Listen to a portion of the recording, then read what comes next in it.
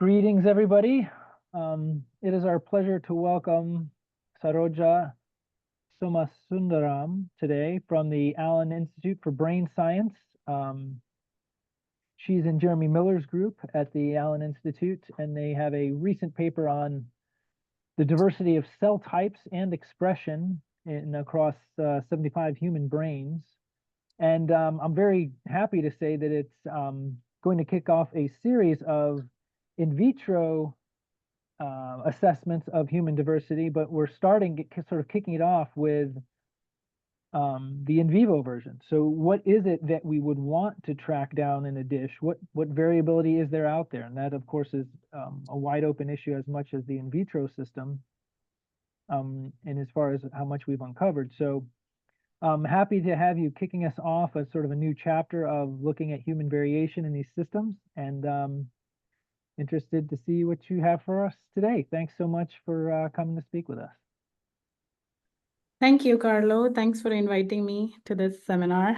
So hi all, I'm Saroja, working as a bioinformatics analyst with the Allen Institute. So I work on genetics and genomics data analysis to understand the complexities of brain at molecular level. So today, like Carlo mentioned, I'll be giving a talk on diversity out of a dish for a change, but we can definitely have some discussion at the end of it about where they converge and going forward, what does it look like? So to start off, I'll be walking through my paper on interindividual variation in human cortical cell type, abundance and expression. So this is published in Science. It was published in Science last year, co-authored along with Dr. Nelson Johansson, a scientist working at Allen Institute, focused on developing tools to characterize the epigenetics data in the human brain. Before I dive into the paper, since it's a slightly different topic, I thought I'd give a quick review on a few concepts of, and as well as about the data and pipeline used in the paper. So what are cell types according to this paper? So cells that are more like others in the group than outside the group based on some quantitative cell properties. These properties could be transcriptomics or morphology or electrophysiology. But here we define cell types based exclusively on their gene expression because single-cell RNA-seq methodologies are high throughput and robust. They're feature-rich, and they're also tied to like genome, and therefore are a primary focus for many researchers. The complete set of cell types for a particular analysis is called a cell type classification or taxonomy here. So on the right, this is a nice image of a brain cell or a neuron, and below you can see a U map showing all the cells on a two-dimensional space colored by cell types. Something to keep in mind in terms of cell and nuclei are, I might use it interchangeably, but it always refers to nuclei here throughout the analysis for this paper. So the reference data set that we use is from middle temporal gyrus and from the temporal lobe in brain. And this UMAP here shows the 131 distinct cell type clusters from the reference data set that was used for mapping our donors. And this is the dendrogram on the right is another representation of the cell types with the abundance from the reference data set. And finally, just a quick review on the transcriptomics pipeline on how we collected the single nucleus RNA sequencing data for the paper.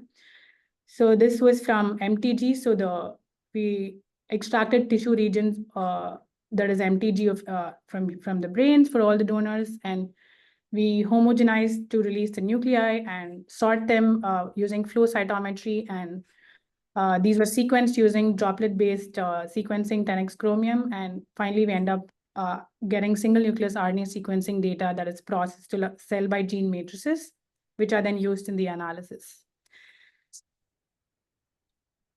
Okay, so diving into the paper, so this is the overview and mapping of donors to reference. I'm just going to use the laser pointer here. Okay, so we had cortical tissues collected from 75 individuals undergoing neurosurgery for intractable epilepsy and or tumor removal. And they were sequenced using droplet-based single nucleus RNA sequencing. And the same cell was also used for single nucleus whole genome sequencing data. The males were a little over half in the total split. And the demographics and sampling and quality control show the different metadata associated with the donors and the way we performed QC on these cells. By the end of QC, we had about an average of 5,000 cells per donor. Most of it was from middle temporal gyrus, like I mentioned, but there were also like a few from frontal cortex and other neocortex. Then we used an iterative approach to map these nuclei to the MTG reference that I just mentioned. And we were able to get those 131 predictable cell types, the distinct cell types.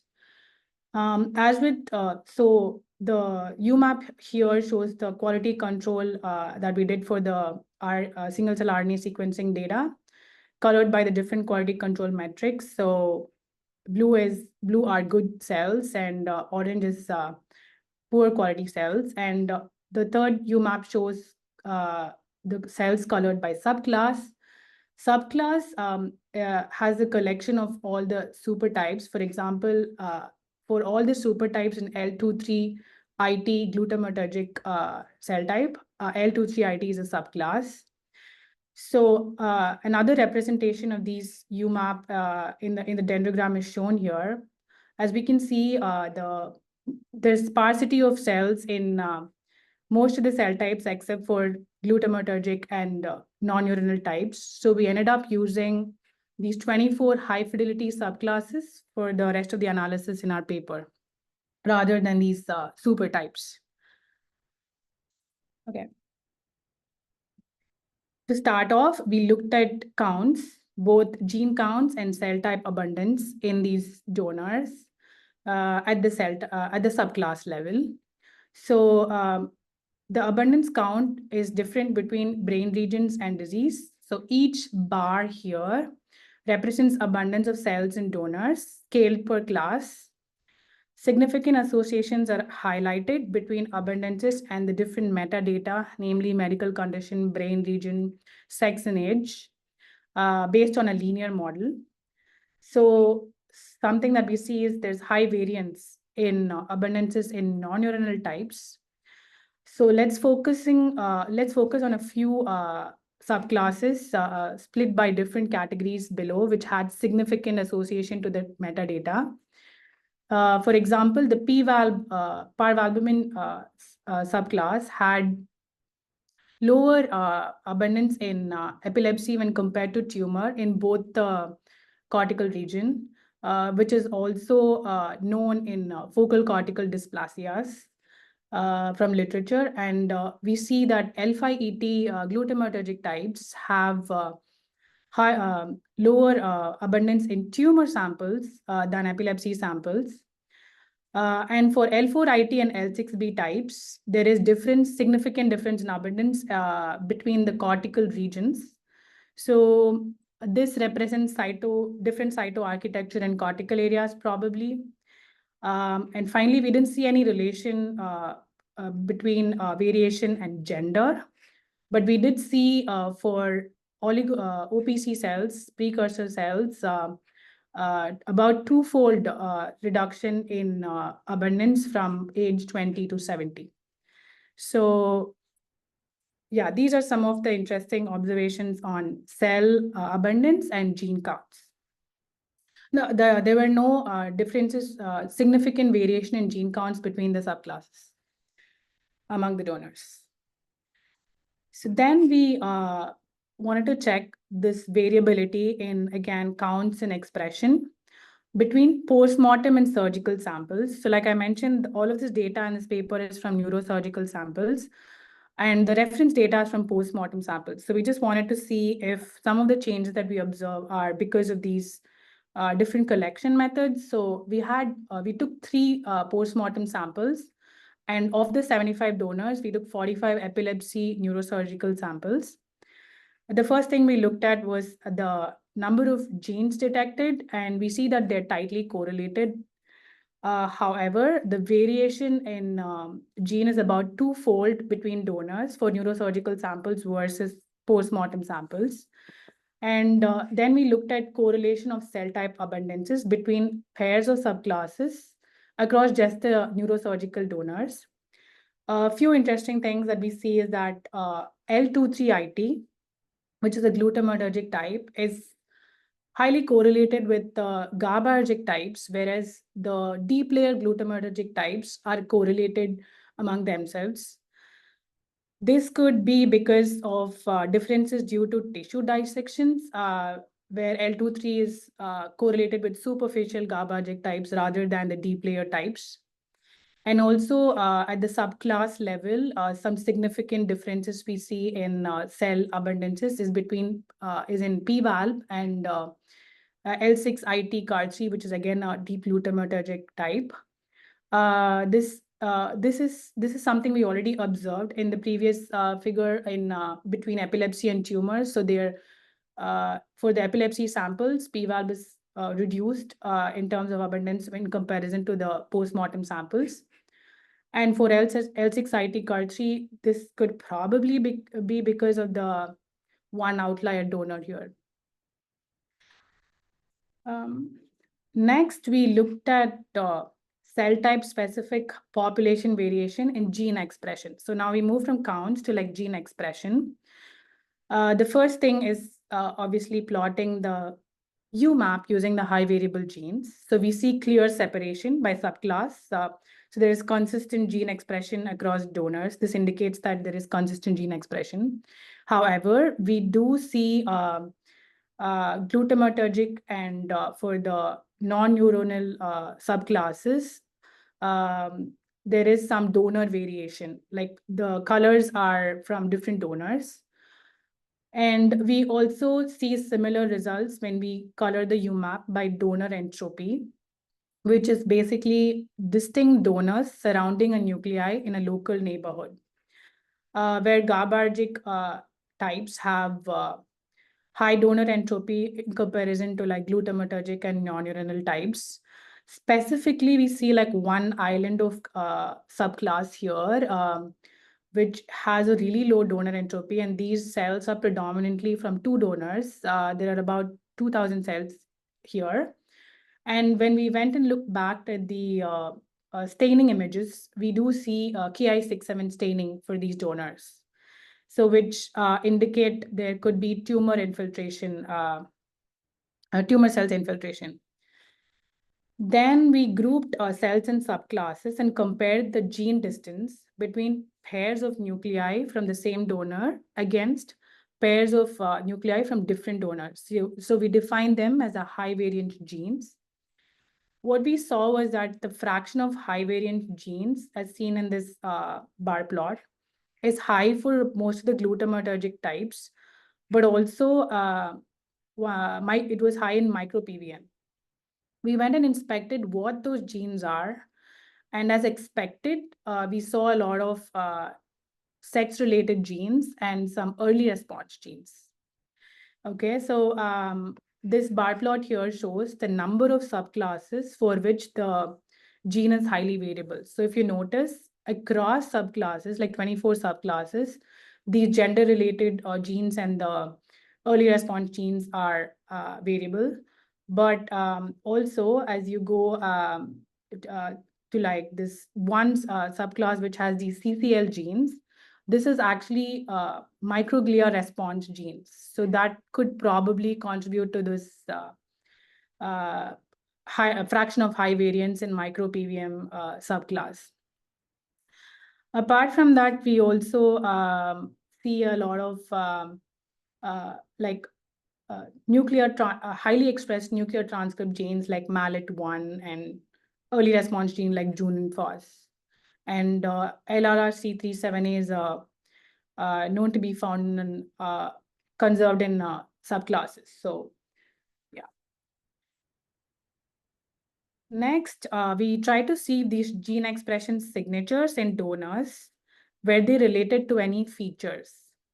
So what we did was we ran a random forest prediction model to predict the nuclei based on high variance genes, predict the nuclei's donor. So we trained the model on 75% of the data and tried to predict the donors for 25% of test set. And the heat map here shows the fraction of nuclei that predicts the donor correctly for each subclass. So the rows are subclass and the columns are the donors. And the bar plots here show the random forest accuracy, median of random forest accuracy.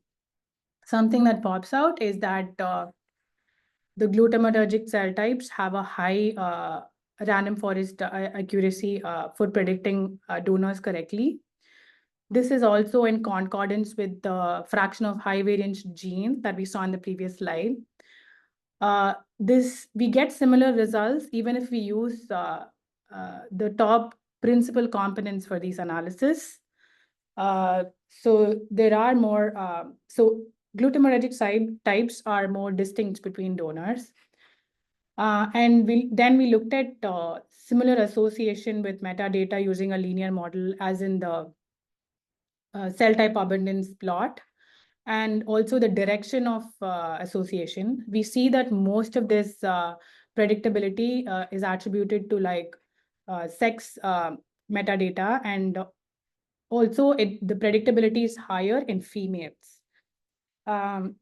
This could be explained by those ZIST and other genes which are involved in activation of Y chromosome in females. But also another thing to note is that we had lesser female donors than male donors. Okay, then we wanted to look at what contributes to these gene variations.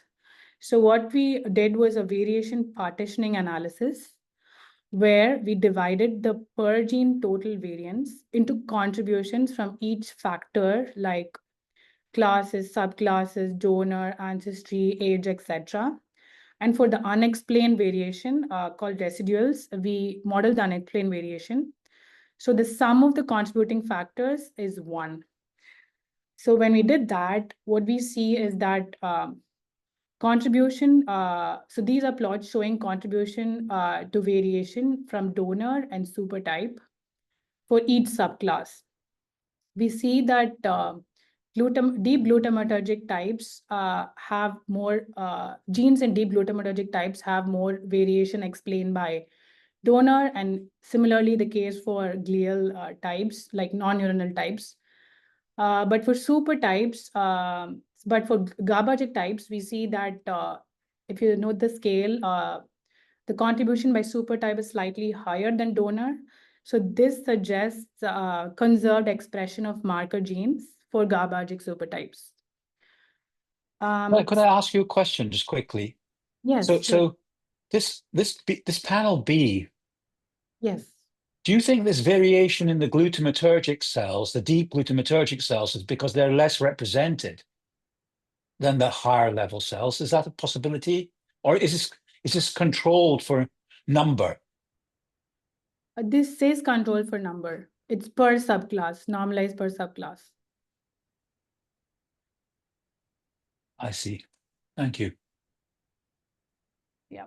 And C and D shows examples from just one glutamatergic and one one glutamatergic and one GABAergic cell type subclass. So some things that we see are again contribution by sex is mainly to like gender specific genes. And also there are a few genes which have a high contribution by donor and supertype, but there's also a mixture of other factors for a few genes. And for some genes, it's mostly residuals which are not explained. So when we went and looked at the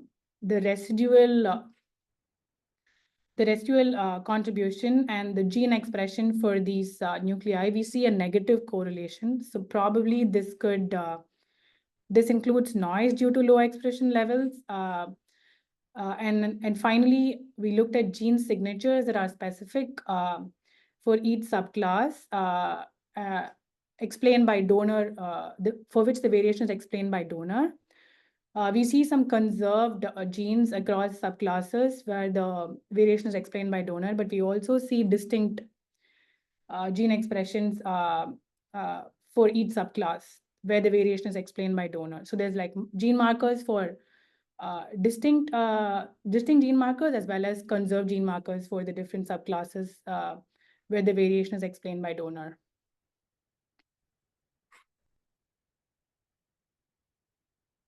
Okay. Now extending the gene variation to sequence level, we looked at genetic variants affecting expression using single nucleus whole genome sequencing data from the same nuclei for all donors. So what we looked at was cis-EQTLs and E-gene analyses. So EQTLs are genomic loci that explain variation expression levels of transcripts or genes. They're located on the same chromosome as the gene they impact, and hence they're called cis-EQTLs. So the impact is higher for cis than trans for genes. So for trans EQTLs, you need more samples to identify them. So to do this analysis, the way we processed our SNPs was we took all the SNPs from the whole genome sequencing data for each donor. We filtered them using a minimum allele frequency of 0.05 and looked for overlap with significant SNPs in EQTLs from ROSMAP or Common Mind or brain tissue from GTEx. The filtered set of SNPs was then used for the cis-EQTL analyses. So the plot A, the panel A shows a number of nuclei in each of the subclass, and the cis-EQTLs we found for them. VLMC and LCSB have fewer cis-EQTLs when compared to other subclasses, but we do notice that after like 15,000 nuclei, the number of cis-EQTLs detected saturates. And we looked at the number of E genes, basically genes associated with the cis-EQTLs, and we see that they range from, say, 100 to about 250 E genes. And one interesting observation is that most of the cis-EQTLs were upstream of the transcription start sites, the significant cis-EQTLs, as opposed to downstream. And finally, we want to focus on a couple of cis-EQTLs, which have effect on one deep glutamatergic type versus cell type agnostic, that is, they have an effect across neuronal types. So this is an example of a cis-EQTL, a significant cis-EQTL, which is has an effect in expression in just L6B. But whereas this is another example which has an effect on the LRRC3C7A2 gene across neuronal types, depending on the allele. It's important to study these kinds of cis-EQTL, especially this, for example, this gene is in close to like a MAP tau protein gene, and they are known to be in linkage disequilibrium.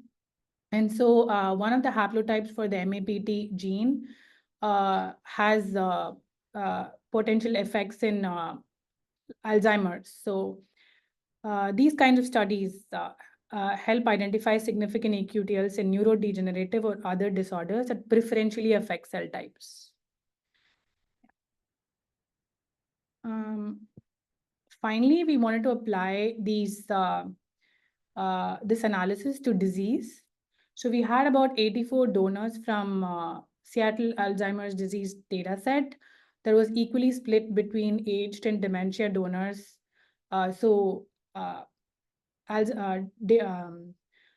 Donors which have dementia, but donors which are aged and don't have dementia. So we compared that with the 45 epilepsy samples from our neurosurgical data set. And we looked at, again, gene expression, genes with high variance and cell type abundance. What we noticed is that the fraction of high variance genes is higher for donors with dementia when compared to donors without dementia. But the high variance genes fraction is also higher in neurosurgical samples when compared to both of them. The variability could be attributed to both biological and technical reasons. For example, something that we discussed previously is the dissections, like tissue dissections for neurosurgical samples could have affected this. And finally, we looked at coefficient of variation for cell type abundance between the neurosurgical samples versus aged and versus dementia. So we see a similar pattern where the cell type abundance variance is high for dementia samples compared to samples without dementia, but neurosurgical samples are higher than both of them for each subclass. One significant association in cell type abundance for the p-valve subclass is shown here, which confirms that it's a biological finding because in neurosurgical samples, the p-valve cell type abundance is lower when compared to the dementia and age samples. So, okay. And then we show 6 example genes for p-valve subclass split by the different cohorts. This studied the neurosurgical samples, age non-demented and age demented, and their gene expression. We see that some genes, again, gender-specific and some of the highly expressed nuclear transcripts have a high expression across all cohorts, but there are genes with expression differences between cohorts, like, for example, the FOS and LRRC37A are only expressed highly in neurosurgical samples. And similarly, this RPL41 and the link gene is highly expressed in demented and non-demented samples. So like this data suggests that there's potential to extend analysis of variation to studies of aging and disease. Yeah. Okay, now coming to some discussion and limitations for neurosurgical samples. As you can see, the average cells that we had were 5,000 cells per subclass. So there were fewer cells collected than would have been in a post-mortem samples. And these were collected in a way to minimally affect surgical procedure, hence may vary between donors. And immune response genes, which are different between donors, could indicate response to actually the surgery. And also most of these samples, except for like a couple of them, are from European ancestry, representing local geographic region. These could be overcome with post-mortem cases that are controlled for tissue sampling or additional in situ labeling of cell types, could help to distinguish biological from technical variation. But we did see a few biological variations that were significant.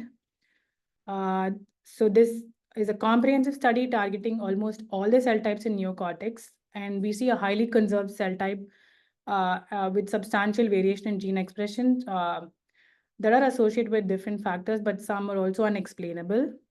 So we consistently notice that glutamatergic neurons have higher variability and predictability than those of GABA, especially deep layer, given they develop earlier and have longer and deeper connections. So overall, this gives a baseline for quantifying changes in cell type variation occurring with aging and disease. Yeah. So yeah, we looked at neurosurgical samples and variation between cell types. So it would be interesting, like Carlo mentioned in the start of the presentation, to learn about variation in vitro in organoids. So potentially how it could help navigate the shortcomings, or what other possibilities are there by using them. Yeah. Thank you so much. Any questions? May I ask a question? Yes. Hi, thank you for the talk. So in the patient samples, do you have medical history to know what kind of drugs that they were taking? Do you think there is a difference in terms of what kind of medication they were under? No, we don't have that metadata for these samples. We just had if they were, we just had like if they were from epilepsy or tumor, and probably some notes on from when they got it, or like what kind of epilepsy or tumor, but nothing more than that. Okay, thank you. No, we didn't have access to that. I may have missed this at the beginning, but I know, or I think most of the studies at the Allen Institute use post-mortem tissue in single nucleus RNA sequencing. Was there a big bonus in RNA quality, or what was the motivating factor to do this entire study in freshly resected tissue? One is the availability of the data. So we had these cohort, like this huge set of donors who were undergoing surgery. So there was a possibility to like collect neurosurgical samples. That is the main reason to do this. But other than that, I know maybe Jeremy, do you have any thoughts on? Yeah, I can add to that. We have a sort of an agreement with a lot of local neurosurgeons in the Seattle area, and where they'll do surgeries and send us tissue. The primary use case for that is to perform patch-seq on the cells from these donors, and so for about a year, we took two tissue sections from the patch-seq pipeline, one for the RNA-seq and one for the whole genome sequencing. So we do actually have some patch-seq cells also from these same donors. It's a pretty small number, but yeah, this is basically an experiment of convenience because we are getting the data anyway. It's a much easier way of getting a tissue from a large number of donors where we can control the quality of the RNA that comes in, and so that's why we did that study now. I think moving forward, we would like to do similar studies where we actually do get postmortem tissue, but just the tissue has to be collected in a way that it works for our RNA sequencing pipelines. Right. Yeah, so this kind of leads me into a secondary question, which is in studies that don't even try to quantify this kind of thing, I always wonder about variability in dissection and how it might complicate things. What did you do here that you don't do in other studies to try to mitigate that or track that? I know it's kind of it's a hard problem, but was there anything systematic about this study that's different in the way tissue is handled in a normal single cell RNA sequencing experiment? I mean, I would say if anything, we did less in this study than we would like because, as Saroja said, we just get whatever tissue we get from the neurosurgeries. I mean, we try and cut through the tissue in a way that preserves all the cortical layers to this extent that we can in whatever tissue block we get. Based on the results that we found, I think this probably didn't work perfectly because there are a lot of the variation. I think not all of it certainly, but some of it is more than likely that kind of variation. But I think that is one advantage of postmortem samples where you actually can really control for that a lot better.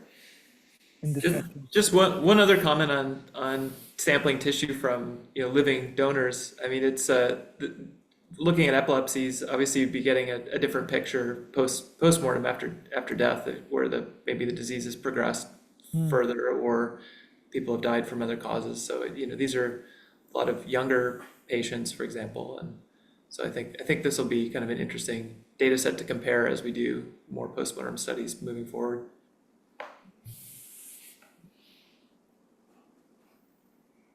Can I ask a sort of naive type of question? So when you classify the cells initially,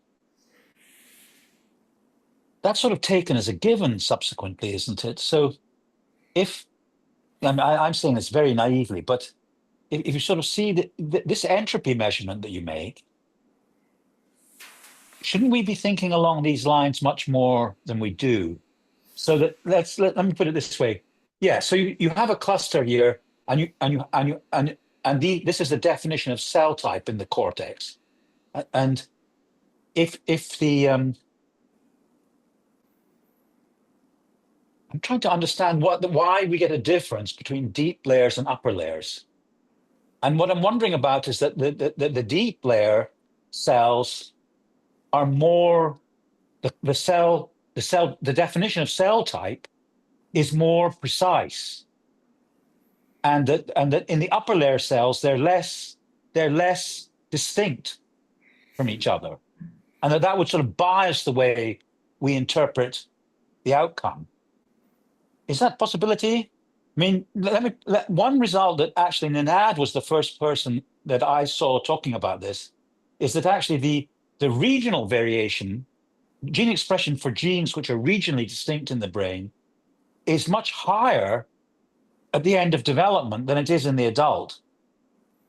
And so if you were using those genes to define cell type, you would see cell type more distinctly at particular stages of development rather than the adult. And the adult neuron has become what you might call more generic. And I'm wondering whether that kind of thinking might also apply to this upper and deep layer result that you seem to be finding, which, as I understand it, is kind of, aside from the non-neuronal cells, but I find myself constantly coming back to this finding. How do we interpret the fact that different neurons apparently differ in number in different people? Is that fair? I don't know, maybe that's incoherent. I could perhaps say it more coherently. But you see what I mean? I'm trying to say that this classification of cell type here is done, and then it's used in a way which is subsequently not changed. But actually, well, you sort of saw it when you look. I don't quite know what supertypes are, but you seem to say that supertypes were distinct in one of your slides. Yes, here. It seems that does supertype apply to layer 2-3 cells more than other cells? Oh, no, we That's have just the example. supertypes. It's just an example of supertype. We have supertype for all subclasses. I In think you fact, we have more supertypes for GABAergic than others. So I think you've wrapped together about 10 questions that we could each spend a whole hour talking on. I'll say a few things briefly, and then maybe other people on this end want to talk. First is we perform some clustering, and then supertypes are basically where we merge together any clusters where when we try and map the reference data back onto itself, we cannot confidently separate those two clusters apart. And so within our reference data set, we can say with some confidence that we are able to assign, 75, I forgot the exact number, some high percent of the layer 2-3 IT1 cells back to the layer IT1 using a different algorithm. That doesn't mean this is the only way of dicing the data. It just means given this way of dicing the data, we can assign cells to these types confidently. At the level of subclass, like, is this a layer 2-3 IT type? Pretty much any method we use with almost any set of genes, you can do that with really high confidence. For these UMAPs, we choose sets of high genes that kind of preferentially separate out these subclasses, which will de-emphasize the genes that relate brain regions apart. So there are some genes that are different across brain regions. Those are likely not the ones that are used for generating this UMAP. So we don't see major sort of regional differences here, although we know they exist. And then the last comment about like cell types being more distinct in deep layers versus superficial layers, that is absolutely the case. We have several papers outside of here where we've talked about various gradients in layer 2-3 and how those are related to each other. And it absolutely is is a gradient. And, in this kind of a framework, we don't have a great way of representing gradients, although I think the entropy is one way of doing that, because you can, in some cases, can see gradients across donors. I don't know, Nelson or Saroja or Trigva, if you want to say anything else. I guess one thing to keep in mind is that for many of these upper layer and deeper layer excitatory types, there are different spatial distributions of what you can think of as supertypes. L5IT example has more superficial and more kind of within the layer 5 deeper supertypes that organize spatially. And that changes as you kind of move across the cortex, the distributions of those underlying L5ET type or clusters, if you will. It's important to keep in mind. And also I think one thing that helps us understand, this variation in the excitatory types is the EQTL analysis. Saroja showed that big slide on all the EQTL results, but kind of the one thing we really found interesting is that these deep layer L6B types that are really distinct, there's less variation in the expression of these neurons across that subclass. There's haplotypes of individuals with certain haplotypes that have this SNP, this chromosome 6 that SNP in the especially with KDM1B differences and L6B across individuals. So even these really distinct deep layer types have, I think, really striking inter-individual variation that you need more analysis to dig into, like why that we're seeing this variation. Just one quick thing is, we think that these abundances, the variability in the abundances is definitely partially due to some of the effects that we mentioned, like the dissection angle, the plane of dissection, for example, because we see much tighter distributions in postmortem samples. And that tends to be true actually across species too. So we see really clear species differences with tighter variants. But I think it's striking that even with that noise, that we see associations that make some sense, like Saroja showed with differences in, for example, the parvobumin cells associated with epilepsy. So I think just definitely not, it's not quite as variable, I think, as in reality as it may look on some of the plots. You make a good point.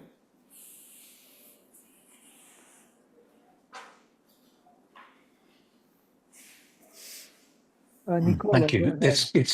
It's sort of mind-boggling, really, to try and grasp all this. So to sort of ask a very general question to elicit a sort of thought process from you guys.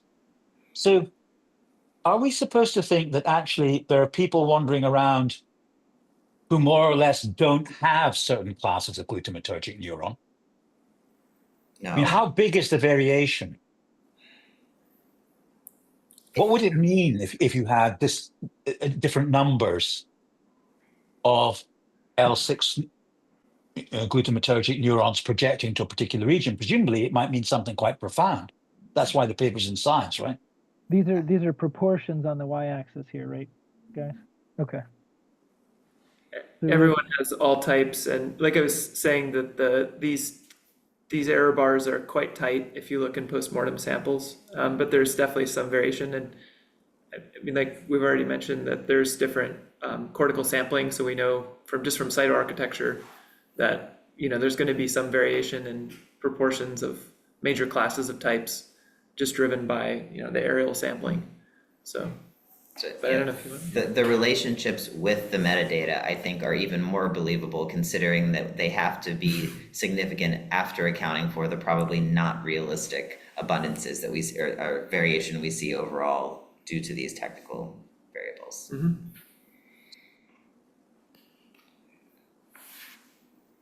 But even with the big variance, if you go to the other slide you had it on for a minute, Sato? Yeah, so here, if we just look at the change in means, we're talking, I guess this is frontal versus MTG and tumor. Oh, okay.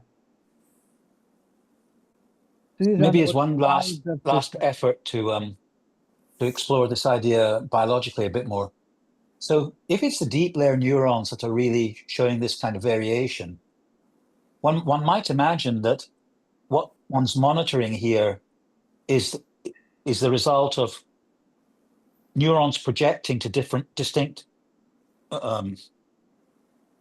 distal regions, that they are subjected to a activity dependent selection, which is more obvious than in local neurons in upper layers, which are just operating locally. And that would really be quite interesting, right? See what I'm saying? Along mean, those lines, Ron, it'd be yeah. incredible to have brain imaging data. If you had, what is the diffusion tensor imaging stuff, so that if you had layers where you knew one person had more or less of a signature, does that mean they have less or more cortical thalamic connectivity coming from Right. them?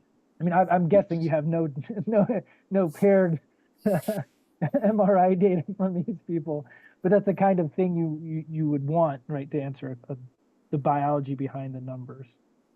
Yeah, that would be super interesting. The only hesitation here is just these are diseases that occur later in life, well after these circuits are established in development, and we don't see evidence for like cell death of deep layer excitatory neurons, for example.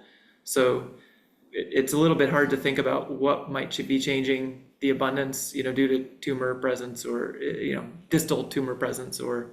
But these differences you see, though, are not age dependent, right? With one or two exceptions, right? Which you show here with OPC, Not right? age- Correct. not That's age- right. Yep. Right. Oh, go ahead, Saroja. That's not age dependent, right? Except for OPCs. Which is pretty Right. surprising, actually, right? I would have expected that to be one of the biggest, I guess in the absence of neuronal cell death, there shouldn't be, right? Well, the other alternative is neuronal generation, because Right.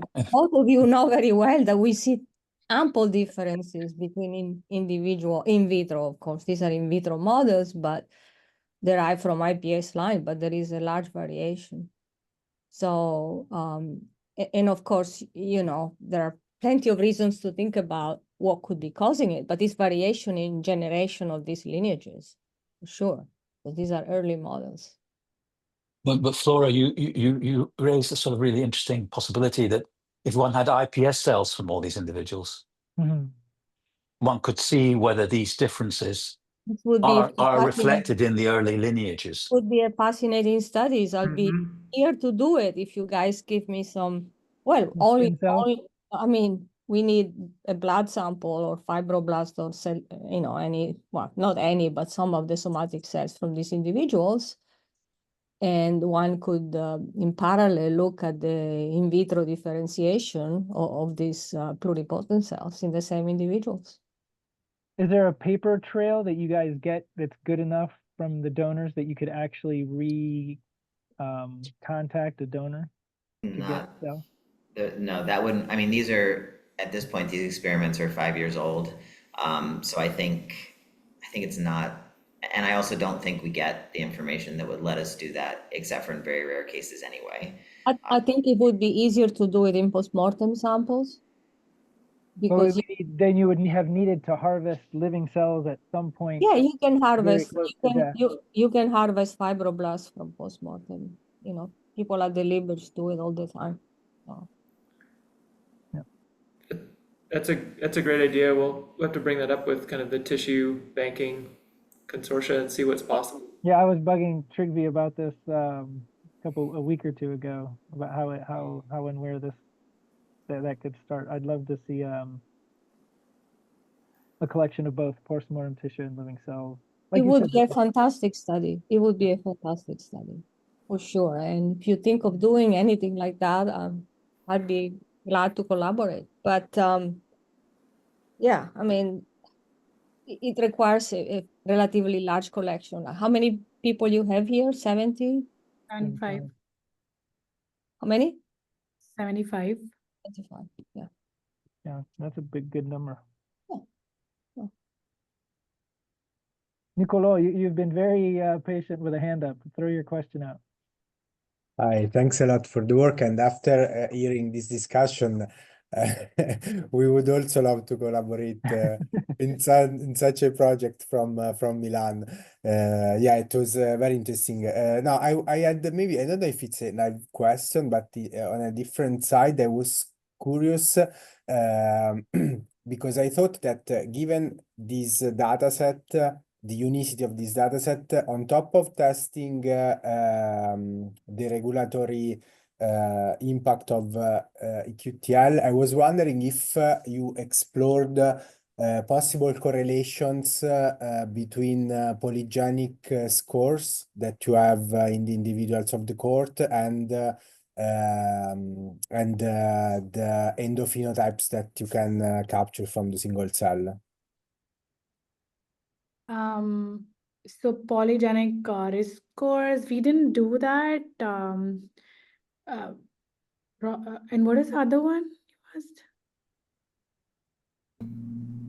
What was the other one? Polygenic risk scores and? Yeah, I was wondering because I was thinking that this is one of the few cases where you have a single cell dissection of brain cells with close to sequence. hundreds of individuals. So you start to go towards numbers in which you can start plotting and exploring the distribution of molecular phenotypes. For example, the cell type abundance of interesting genes. If you see if you are able to link a molecular phenotype with a polygenic score for some interesting traits that I don't know if in this case could be for some epilepsy-related disease or some other trait for which since you have the genomes, you can compute the score. I was just thinking that this to me was apparently an obvious thing to check, but maybe I'm missing something that is missing to do this kind of analysis. Actually, we did think about it, but one thing from the variation partitioning analysis we noticed is that a lot of this is unexplained. The variation is unexplained by the metadata we have. Probably we could do this for cell type, but other which contributes to about 20% or so for most of the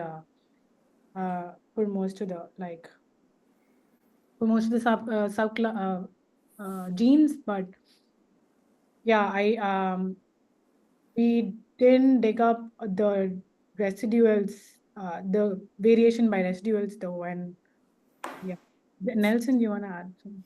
Yeah, it's an interesting point. We definitely could have looked at SNPs that are associated with disease, well, it's epilepsy and tumor in this case, right? And compared those frequencies with the abundance estimations we have for the subclasses. That first slide you had, Saroja, where you actually see the difference in abundance between epilepsy and tumor donors. We could have dug deeper, I guess, and looked at the underlying, if there are SNPs associated with epilepsy that we've captured in this very small cohort, which, these usually pretty rare variants in the first place, right? Yeah. We could have looked at those. We didn't. That's a really good idea. Honestly, there's so much more you could do with this collection by looking at GWAS studies and other databases of associated SNPs. But it's, in my opinion, we're very underpowered to even do an EQTL analysis in the first place. We found some cool results, but yeah.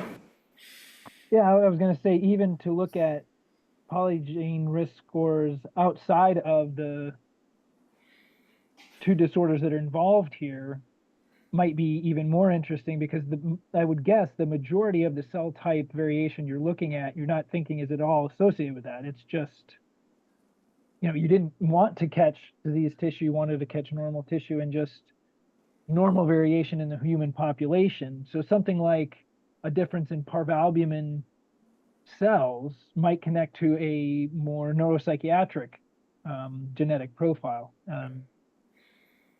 That would I guess be we super link interesting normal to look at. distributions of these subclasses from normal tissue in the presence of donors with epilepsy. Yeah, it's an interesting angle. The data is available. Yeah. Yeah, data is available. Meaning we could apply for access to the genomes and calculate risk scores and do all these calculations. Somebody could do this with a data request. Anybody could do that, yeah. Is the whole genome sequence behind DBSNP, or where are the whole genomes? I think it's all in NEMO. Oh, NEMO, okay. Yeah, that's fine. Oh, the genome sequences are in NEMO archive as well. I believe so. And is the standard metadata that you can get from this data set include all the per patient cell proportions? Is there like a table of that somewhere? So you could just cross-reference those two things, the genomes and the proportions. It's either there or could easily be calculated, or if you decide to do it and can't find it or easily calculate it, we could easily calculate it for you. You can definitely get that from what's on Cell by Gene. With all this data is hosted on Cell by Gene, and I think we split it up by subclass or I forget, to be honest, but it's all there, and you can easily derive donor-specific abundances from what's on Cell by Gene.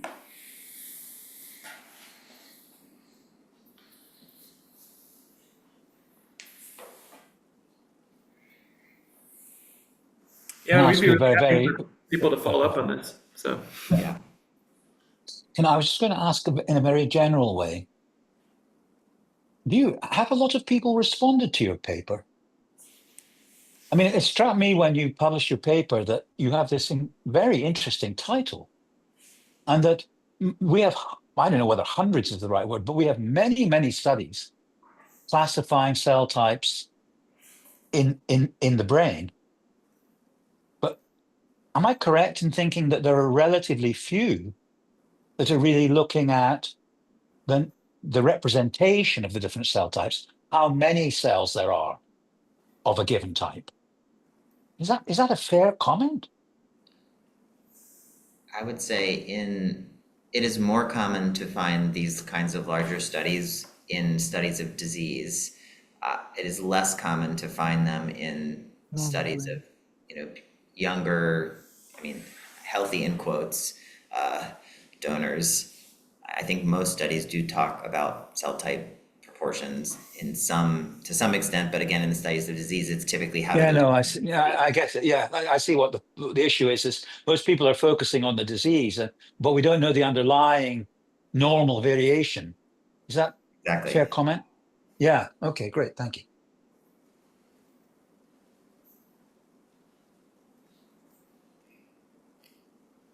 Really cool. I mean, it's really amazing.